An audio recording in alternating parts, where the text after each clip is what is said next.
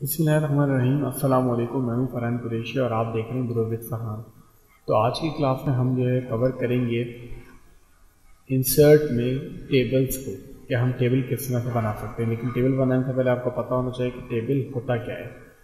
Table के लिए मैंने दो इमेजेस निकाल के रखी है, मैं आपको दिखा दूँ। देखें, ये जेंडर, फ्रीक्वेंसी, परसेंटेज, ये जो आपके बॉक्सेस में आपको डाटा नज़र आ रहा है, ये बेसिकली टेबल्स कहलाता है। ये पूरा एक टेबल है। ये आपने बहुत सारी जगहों पे देखा होगा कि आपका जो वो डेटा जो वो टेबल्स में होता है। ये कहलाता है टेबलर फॉर्म में डाटा। ठीक है जी। तो अब यहाँ पे आप ये देख सकते हैं कि ये एक फॉर्मेटेड टेबल है, यानी कि ये एक सिंपल टेबल नहीं है। सिंपल से मुराद, टेबल से मुराद ये कि ये जो टेबल है ये एक सिंपल टेबल है, यानी इसमें किसी किस्म का खास कलर नहीं हुआ हुआ। इसके जो बॉर्डर हैं उनमें कोई ख़ास कलर नहीं है, इसका फॉन्ट वगैरह सब नॉर्मल है। तो ये हमारे पास एक सिंपल टेबल है, जबकि ये जो है हमारे पास एक फॉर्मेट, यानी इस पर यानी मुख्तलिफ डिज़ाइन इसमें अप्लाई हुए हैं, बैकग्राउंड कलर अप्लाई हुए हैं। तो ये हमारा फॉर्मेटेड टेबल है। ठीक है। तो आज हम यही बनाना सीखेंगे कि अगर आपके पास इस तरह का कुछ रिक्वायरमेंट आता है कि आपको डेटा जो अपने टेबलर फॉर्म में रखना है, तो आप किस तरीके से उसको रख सकते हैं, किस तरह से उसको टेबल में मैनेज कर सकते हैं। तो चलिए अपना MS वर्ड को जो हम स्टार्ट करते हैं।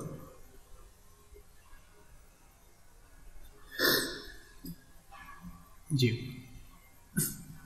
तो MS वर्ड हमारा स्टार्ट हो चुका है। इंसर्ट में आएंगे। इंसर्ट में आने के बाद हमारे पास टेबल्स का ऑप्शन है, इस पर आप क्लिक करें और यहाँ से देखिए हम टेबल्स बना सकते हैं। अगर मैं इसी टेबल को लेकर चलूँ मिसाल के तौर पे ये, तो टेबल बेसिकली कंसिस्ट करता है रॉज एंड कॉलम्स पे, यानी टेबल के अंदर रॉज होती हैं और कॉलम्स होती हैं। तो ये जो आपका हॉरिजॉन्टल सेक्शन है ये आपकी रॉज है। ठीक है जी, ये आपकी रॉज है। कितनी रॉज है इसमें? 1 2 3 4 रॉज है इसमें।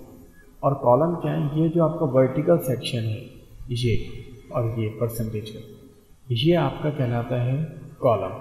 ठीक है जी। तो ये रॉज और कॉलम्स मिलके जो है आपका एक टेबल बनाते हैं। ठीक है जी। तो कॉलम कितने इसमें? 1 2 3, यानी जेंडर का कॉलम है, ये फ्रीक्वेंसी का कॉलम है और ये परसेंटेज का कॉलम है। ठीक है जी। तो इसी तरीके से अब हमें यही टेबल जो है वहाँ पे बनाना है। तो हम किस तरह से बनाएंगे? हमें ये डिसाइड करना होगा कि हमने रॉस कितनी लेनी है और कॉलम कितने लेनी है। तो रॉस जो लेनी है हमें वो लेनी है 4 और कॉलम लेने हमें 3। तो MS वर्ड पे आते हैं और टेबल पे आने के बाद देखें ये पहला हमारा बॉक्स है जिसे हम सेल कहते हैं। ठीक है जी। जब मैं इसको मूव करूँगा राइट साइड पे, तो आप देख सकते हैं कि 2 कॉलम हमारे पास बन चुके हैं। हमें कॉलम कितने चाहिए थे? 3। ये हमारे पास 3 कॉलम आ चुके हैं। और रॉस कितनी थी हमारी? रॉस ये हमारी 4। तो अब आप देख सकते हैं कि ये हमारा टेबल बिल्कुल इस तरह से बन चुका है। अब ये कलर किस तरह से हुआ, ये सारी चीज़ें हम आगे चल के देखते हैं। तो आप यहाँ पे देख सकते हैं ये हमारे पास टेबल बन चुका है।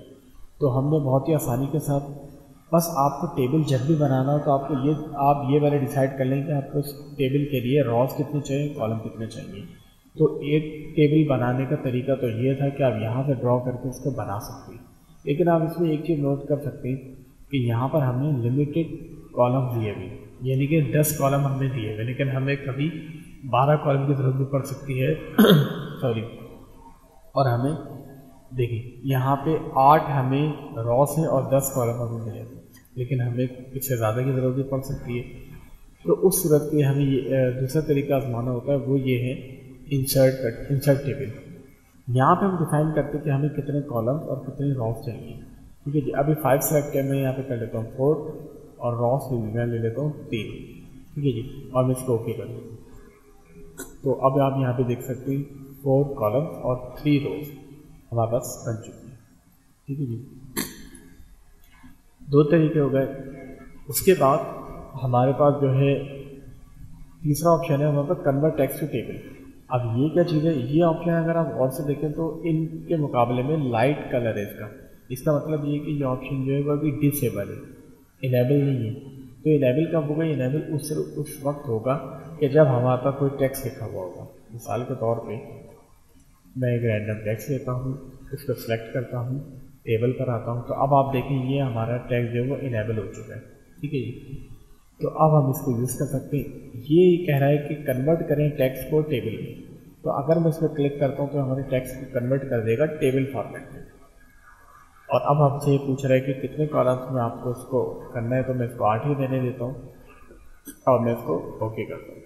और यहाँ पे इससे पहले आप ये देख लें कि कॉमास के ज़रिए सेपरेट करेगा टेक्स्ट को, पैराग्राफ के ज़रिए करना है, ये किस तरह से करना है, तो मैं इसको पैराग्राफ सेलेक्ट कर लेता हूँ और ओके करता हूँ। तो देखिए ये हमारे पास इस तरीके से आ चुका है, यानी टेबल फॉर्मेट में हमारा बन चुका है। ठीक है जी, वैसे नॉर्मली जो हम लोग यूज़ करते हैं टेबल बनाने के लिए वो बेस्ट तरीका यही है, इंसर्ट टेबल में आके यहाँ से आप डिफाइन करें तो ये ज़्यादा बेहतर रहता है। ठीक है जी, उसके बाद आप आ जाते हैं एक्सेल स्प्रेडशीट। इसमें क्या होता है, इसमें बेसिकली हमारे एमएस ऑफिस के कोर्स में एमएस वर्ड के बाद हम स्टार्ट करेंगे एमएस एक्सेल। ठीक है जी, तो यहाँ पर एमएस वर्ड में रहते हुए अगर आप एक्सेल की शीट को ओपन करना चाहते हैं, एक्सेल की शीट पे कोई काम करना चाहते हैं और वापस से उस काम को अपने वर्ड डॉक्यूमेंट में यानी वर्ड के पेज पे आप लेकर आना चाहते हैं, तो उसके लिए ये ऑप्शन आप यूज़ कर सकते हैं एक्सेल स्प्रेडशीट का। इस पर आप क्लिक करेंगे तो ये आपके सामने एक्सेल की स्प्रेडशीट को ओपन कर देगा। देखिए यहाँ पर मिसाल तौर पर मैं बहुत ही बेसिक सी एक फार्मूला लगा के +90 करें और एंटर, ये समझिए कि मैंने स्प्रेडशीट पे कोई काम किया। और अब जब मैं अपने एमएस वर्ड के डॉक्यूमेंट पे डबल क्लिक करूँगा तो आप देख सकते हैं कि वो जो काम मैंने किया था, जो मैंने परफॉर्म किया था काम, वो मेरा एमएस वर्ड पे आ चुका है।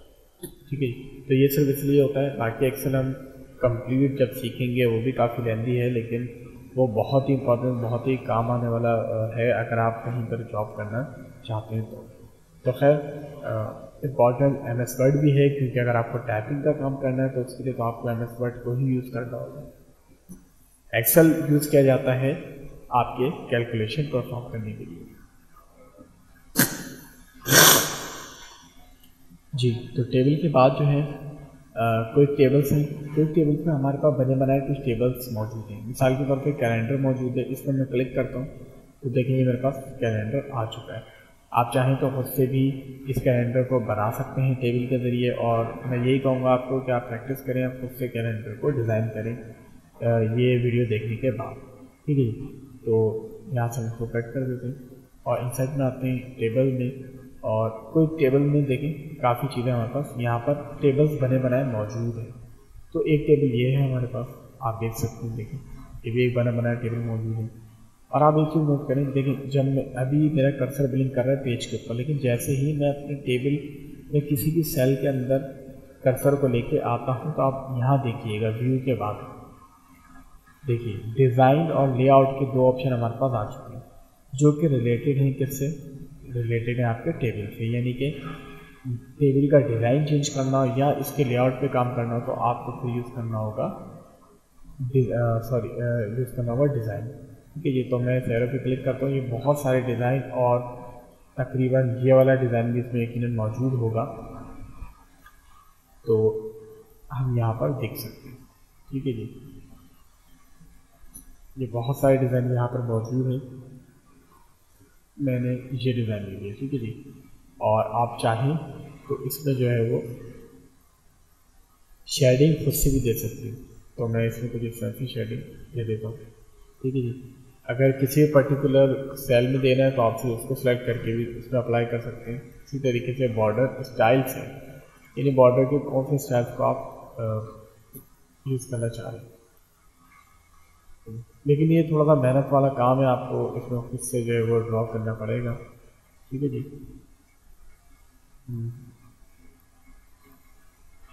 तो खैर यहाँ पर आप इसके बने बनाए को भी यूज़ कर सकते हैं। मैं बॉर्डर पेंटर पर तो चेक हटाता हूँ। ठीक है जी, तो हम नॉर्मली आ चुके हैं, और इसी तरीके से बॉर्डर स्टाइल्स के बाद जो है हमारे पास है बॉर्डर की टाइप, किस टाइप का बॉर्डर आप चाह रहे हैं, डॉटेड चाह रहे हैं, डैश वाला चाह रहे हैं, डबल लाइन चाह रहे हैं या कर्ली चाह रहे हैं, किस तरह का बॉर्डर आप चाह रहे हैं वो आप यहाँ पे ड्रॉ कर सकते हैं। ठीक है जी, तो ये आप देख सकते हैं यहाँ पे। तो इसके बाद हमारे पास यहाँ पे इसकी विड्थ है, कितनी विड्थ का आप चाह रहे हैं आप इतनी ज़्यादा वेट का नहीं चाह रहे अगर बॉर्डर तो आप इसका कम साइज़ का बॉर्डर को भी यूज़ कर सकते हैं, अगर ज़्यादा साइज़ के चाह रहे तो आप उसको भी यूज़ कर सकते हैं। ठीक है जी, तो आप देख सकते हैं ये ज़्यादा साइज़ का था बॉर्डर और ये उससे कम। तो ये तो डिज़ाइन का था ऑप्शन। हम वापस आते हैं अपने सिंपल इंसर्ट में, टेबल में, और ये हम बनाते हैं यहाँ पे टेबल। ये हमने रैंडम टेबल बना लिया। अच्छा, अब एक चीज़ है वो ये कि टेबल तो आपने बना लिया, आपने कॉलम और रॉज डिसाइड किए। मिसाल के तौर पर हमने पहले जो है वो कॉलम डिसाइड कर लिए, 4 कॉलम है और हमें नहीं पता रॉज कितनी आगे हमें चाहिए होंगी। तो आप सिर्फ कॉलम को डिफाइन करें, यानी कॉलम सेलेक्ट करें। और अब आपको क्या करना है, आपको ये करना है कि टैब का बटन जो आपके कीबोर्ड पे टैब का बटन है, TAB, कैप्स लॉक से ऊपर, आप टैब दबा के इसमें जो है मूव हो सकते हैं अपने टेबल के अंदर। जब जैसे मैं टैब दबाऊंगा तो आप देखिए मेरा कर्सर जो है वो नेक्स्ट सेल में आ जाएगा। इसी तरीके से दोबारा दबाऊंगा नेक्स्ट में आ जाएगा, दोबारा दबाऊंगा नेक्स्ट में आ जाएगा। और अब अगर मैं टैब को प्रेस करूँगा तो मेरी एक और रॉ जो है वो ऑटोमेटिकली जनरेट हो जाएगी, ये देखें। ठीक है जी, तो इस तरीके से हम क्या कर सकते हैं, हम जितने भी रॉज बनाना चाहें बना सकते हैं। तो आपको टेबल बनाते वक्त सबसे बस ये देखना है कि आपको कॉलम कितने चाहिए, रॉज आप आसानी से बना सकते हैं। ठीक है जी, और फिर उसके बाद डिज़ाइन में वही सारी चीज़ें आप अपने टेबल को सिलेक्ट करें, और चाहें तो इसको शेडिंग वगैरह यहाँ से खुद से दे दें, और अदरवाइज़ अगर आप यहाँ से इसको यूज़ करना चाह रहे हैं तो देखिए यहाँ से आप यूज़ कर सकते हैं। ठीक है जी, और हेडिंग वगैरह आप जो भी इसमें देना चाहें, मैंने वैसे ही लिख दिया है। कंट्रोल E करके मैं इसको सेंटर में ले आया हूँ, जो वही ऑप्शन जो हमारे यहाँ पर मौजूद थे अलाइनमेंट के। ठीक है जी, मैं यहाँ पे कुछ टेक्स्ट लिखता हूँ टेबल, और जब यहाँ से मैं इसको सेंटर अलाइन कर देता हूँ। ठीक है जी, तो ये अलाइनमेंट आप यहाँ से भी कर सकते हैं। उसके बाद हम आ जाते हैं डिज़ाइन में दोबारा से। डिज़ाइन में हमारे पास चीज़ें हो चुकी हैं, अब हम आते हैं लेआउट। लेआउट बहुत ही इंपॉर्टेंट चीज़ है। लेआउट में क्या है, लेआउट में आप सबसे पहले आप ये देखते हैं। हम पहले मैं इसको थोड़ा सिंपल कर लूँ ताकि आपको समझने में थोड़ी सी आसानी हो जाए। मैं एक दफ़ा जो है मैंने ये बनाया आप टेबल, और टेबल बनाने के बाद मैं इसको जो है अभी मैं कुछ लिख लेता हूँ, सीरियल नंबर और आइटम्स, क्वांटिटी और अमाउंट। जी मैंने यहाँ 1 कर दिया, मैंने कर दिया कीबोर्ड, क्वांटिटी 10 और अमाउंट मैंने कर दिया फॉर एग्जाम्पल 1000, और माउस 5 और 500, थर्ड और CPU कर देते हैं और 4, और हमने इसको कर दिया 8000। ठीक है जी, अच्छा अब ये तो हमने काम कर दिया, और मैंने इसको कुछ इस तरह से सिलेक्ट करके मैंने सबको एक साथ सिलेक्ट किया, और सिलेक्ट करने के बाद मैंने कंट्रोल E किया, तो देखिए सारे जो है वो सेंटर अलाइन हो चुके हैं। ठीक है जी, अब लेकिन मैं क्या करता हूँ, मैंने आप देखें यहाँ पे एक स्क्वायर बॉक्स है, जैसे मैं इसका माउस ओवर करता हूँ तो ये मुझे इस टेबल को स्ट्रेच करने का ऑप्शन दे रहे हैं। जब मैं इसको क्लिक करके नीचे ड्रैग करूँगा तो देखिए स्ट्रेच हो चुका है। ठीक है जी, अच्छा जी, स्ट्रेच तो हो गया, लेकिन अब आप एक चीज़ देखिए, मैंने इसको अलाइन किया था सेंटर में, तो ये हॉरिजॉन्टली तो अलाइन हो चुका है, लेकिन ये वर्टिकली अभी भी टॉप पर है, सेंटर में नहीं है। तो इसको सेंटर में लाने के लिए हमें क्या करना होगा, हमें लेआउट में आना है। लेआउट में आने के बाद यहाँ पर हमारे पास टेबल के अंदर, सेल के अंदर अलाइनमेंट करने के ऑप्शन मौजूद है। ठीक है जी, तो अगर मैं यहाँ से सेंटर अलाइन को क्लिक करता हूँ तो आप देख सकते हैं कि ये हॉरिजॉन्टली और वर्टिकली दोनों तरीके से सेंटर हो चुके हैं। इसी तरीके से अगर मैं इनको भी करना चाहूँ तो अगर मैं इनको जो है देखिए, अभी ये वर्टिकली अलाइन हो चुके हैं, लेकिन अभी ये हॉरिजॉन्टली अभी भी ये लेफ्ट पर है, तो मैं इसको सेंटर कर दूँ। ठीक है जी, तो ये हो गया हमारे पास अलाइनमेंट। इसके बाद हमारे पास कुछ टेक्स्ट डायरेक्शन भी है। अगर मैं इसको टेक्स्ट डायरेक्शन चेंज करना चाहूँ तो मैं इसको चेंज भी कर सकता हूँ। इसको रीसाइज करना है, फॉन्ट पे जो भी काम करना है मैं आपको बता चुका हूँ। फॉन्ट की जो भी फॉर्मेटिंग करनी है, उसका साइज बढ़ाना है, उसका कलर बढ़ाना है, वो सब, फॉन्ट फैमिली चेंज करनी है, वो सब काम आप होम पर colour, font size, font family, bold, italic, underline, ये सब काम आप यहाँ से कर सकते हैं। ठीक है जी, मिसाल तौर पर मैं इसको यहाँ पे करके आपको दिखा देता हूँ और मैं इसको कर लिया गैलेक्सी। ठीक है जी, इस तरीके से लेआउट पे दोबारा आते हैं, टैग डायरेक्शन का हम अपनी नॉर्मल कर देते हैं। उसके बाद आता है cell margin. Cell margin basically जैसे हमने यहाँ से इसको ड्रैग किया है, आप सेल मार्जिन में आके इसको टॉप से बॉटम से लेफ्ट से भी कर सकते हैं, लेकिन मैं रिकमेंड करूँगा यहाँ से आप इसको यूज़ ना करें तो बेटर है। बेस्ट ऑप्शन ये होता है कि मिसाल के तौर पे आपको इन दो कॉलम का जो साइज़ है ना उनको आपको सेम रखना है बिल्कुल। मिसाल के तौर पर मैंने इसको रखा इतना, अब मुझे इसी साइज़ के सेल इस सेल को मुझे इस साइज़ का रखना है, इस सेल के साइज़ का रखना है। तो अब मैं क्या करूँगा, अब देखें, अब मुझे जब मैं इस पर, आप या हाइट और विड्थ पे ध्यान दीजिएगा, जब मैं इस सेल पर आता हूँ तो देखिए इसकी विड्थ कुछ और हो चुकी है, और जब इस पर आता हूँ तो इसकी विड्थ कुछ और है, लेकिन मुझे इसके बराबर रखना है। तो मुझे इसका मतलब पहले मैं यहाँ से इसको कर लेता हूँ 0.5, यानी कि मैं इसको कर लेता हूँ 0.5 और यहाँ आकर भी इसको मैं कर लेता हूँ 0.5। ठीक है जी, तो अब मुझे क्या करना होगा, हाइट और विड्थ जब हमने यहाँ से सेम सेलेक्ट कर लिए तो वही हाइट और विड्थ अब हम इस सेल को भी दे देंगे 0.5 और 0.5। तो अब आप चेक कर सकते हैं कि इन दोनों का साइज जो बिल्कुल एक्यूरेट हो चुका है, यानी सेम साइज के हो चुके हैं। तो मैं रेकमेंड ये करूँगा कि हाइट विड्थ आप यहाँ से इसको चाहे तो ऐड कर सकते हैं, और अगर आप ऐसे ही करना चाहें तो ऐसे हो तो जाएगा, लेकिन ज़रूरी नहीं है कि आपने जो विड्थ हाइट सेलेक्ट किया वो एक्यूरेट हो। ठीक है जी, तो अब हम क्या करते हैं, उसके बाद एक और ऑप्शन है। मिसाल के तौर पे हमने ये सारे काम कर लिए और अब हमें क्या करना है, अब हमें यहाँ हमारी टोटल अमाउंट आ गई है, यानी कि टोटल अमाउंट, और यहाँ इसका टोटल हमें करना है। कितना टोटल बन रहा है, ये बन रहा है 9500। तो अब हमें क्या करना है, लेकिन आपने अक्सर देखा होगा कि टोटल अमाउंट यहाँ तो नहीं लिखा होता, वो तो इस तरफ लिखा होता है और ये बीच में सेल्स भी नहीं होते, ये पूरा एक ही सेल होता है, यानी एक ही बॉक्स होता है। तो उसके लिए आपको क्या करना होगा, उसके लिए हमारे पास ऑप्शन मौजूद है मर्ज सेल्स का, लेकिन अभी आप देख सकते हैं ये ऑप्शन हमारे पास इनेबल नहीं है बल्कि डिसेबल है। तो जब इनेबल होगा जब हम एक से ज़्यादा सेल को सिलेक्ट करेंगे। तो यहाँ से मैं इन तीनों को सिलेक्ट करता हूँ। सिलेक्ट करने के बाद अब जब मैं इस पर क्लिक करता हूँ मर्ज सेल पे, तो अब आप देखें मर्ज होके तीनों सेल मर्ज होके एक ही सेल में कन्वर्ट हो चुके हैं। और अब मैं इसके अलाइनमेंट को कर देता हूँ यहाँ से राइट, तो अब आपका ये काम हो चुका है और इसको भी सेंटर कर देता हूँ। ठीक है जी, तो आप इस तरीके से इसको एडजस्ट कर सकते हैं, यहाँ से इसको कम ज़्यादा करना चाहें यहाँ से कम ज़्यादा कर सकते हैं। ओवरऑल इनको इनकी जो हाइट है उनको कम करना चाहें तो आप यहाँ से इसकी हाइट को कम कर सकते हैं, या फिर आप यहाँ से ये देखिए। ठीक है जी, तो आप इस तरह से कर सकते हैं।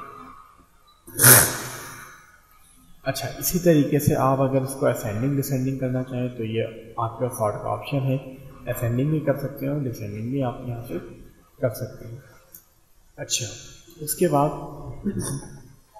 हमारे पास ऑप्शन है जी, हमारे पास देखिए फार्मूला का भी ऑप्शन है।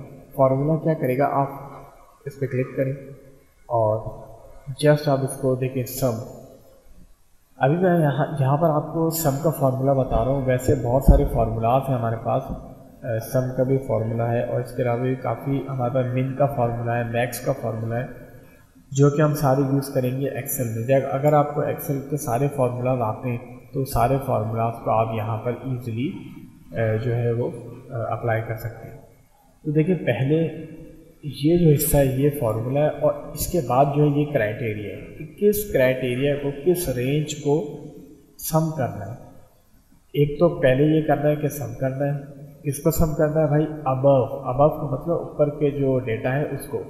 तो अगर मैं सिंपल इसको ओके करता हूँ तो अब आप देख सकते हैं यहाँ पर ये वही अमाउंट आई जो कि मैंने मैन्युअली ऐड की। अगर मैं यहाँ से इसको 8000 के बजाय मैं इसको 10,000 कर देता हूँ, और अब मैं जो है इसको फॉर्मूला पे आता हूँ और अब मैं इसको ओके करता हूँ। तो देखिए बिल्कुल ठीक है जी। तो इस तरीके से फार्मूला को आप यूज़ कर सकते हैं। मैंने इसको यूज़ करना बता दिया, लेकिन और जो बाकी फार्मूलाज हैं उन तमाम फार्मूलाज को जब एक्सेल में आप सीख लेंगे तो आप यहाँ पे आसानी से इसको अप्लाई कर सकते हैं। इसी तरीके से कन्वर्ट टू टेक्स्ट।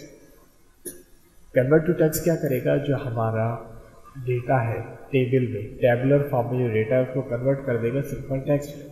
मैं इस पर क्लिक करता हूँ तो आप इसको देख सकते हैं। मैं इसको ओके करता हूँ, देखिए तो हमारे जो टेबुलर फॉर्म में डेटा था उसको इसने कन्वर्ट कर दिया टेक्स्ट में।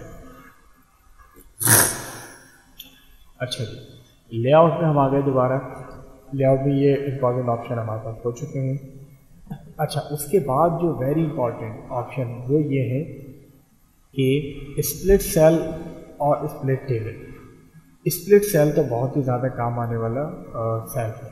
मिसाल के तौर पे अगर मैं यहाँ पर, मुझसे मिस्टेक ये हो गई कि यहाँ पर मुझे जो है पेज पे स्पेस नहीं है आगे पीछे, और मुझे इसी कॉलम के अंदर जो है वो 2 कॉलम बनाने हैं। यानी एक कॉलम होगा टैक्स का और एक होगा आपका अमाउंट का। तो अब मैं क्या करूँगा, तो अब मुझे ये करना होगा, अब मुझे इस सेल को स्प्लिट करना होगा। स्प्लिट करने का मतलब होता है ब्रेक करना, तोड़ना, ठीक है। तो अब मैं इस सेल को तोड़ूंगा 2 हिस्सों में। कैसे, वो मैं आपको बताता हूँ। स्प्लिट सेल पे आप क्लिक करें, यहाँ पर अब आप कितने कॉलम्स में आपको इसको तोड़ना है, 2 कॉलम। रॉ आपको एक ही रखनी है तो आप इसको एक ही रखें और इसको ओके कर दें। तो अब आप यहाँ पे देख सकते हैं कि यहाँ हम टैक्स लिख सकते हैं और यहाँ पर हम अमाउंट कर सकते हैं। अगर ये काम हमने पहले ही कर लिया होता, जो कि आप पहले ही कर लेंगे, तो फिर आपके लिए आसानी ये है, मैंने सबको सिलेक्ट किया और यहाँ से डिलीट सेल्स और ओके। अब देखें, अब जब मैं यहाँ पर इसको बनाऊंगा तो देखें जो आप फर्स्ट टाइम में कॉलम डिफाइन करेंगे वही कॉलम उसी तरीके से आपके नीचे रिपीट हो जाएंगे, ठीक है जी।